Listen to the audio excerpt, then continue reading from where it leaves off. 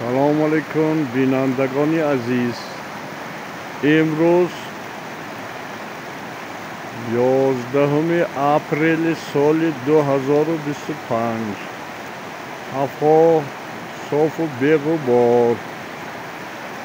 من این آسایشگاه دکتر طاهری، آب‌های روان، سرشری آب دریا، الله گوید بحر ما، آرام کند عصب را، جوره بیا خواب نما.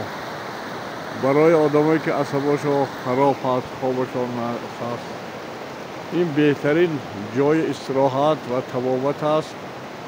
طبیعت خودش انسان را طبابت میکند. من بینید جای آرام، درخت ها قسمی زیادش علاقه از گل گذاشتند، گل قسمی دیگرش حاضر گل کرده ایستاده است. من گیاه های شفابخش زیاد در این موضع زیاده از 40 نمود گیاه های شفابخش است که استراحت کنندگان از این گیاه ها استفاده میبرند به مانند چای در خوراکی ها. این بهترین منظره جای آرام بین کوه های سربلند. به واسطه طبیعت خودش انسان را طبابت میکند.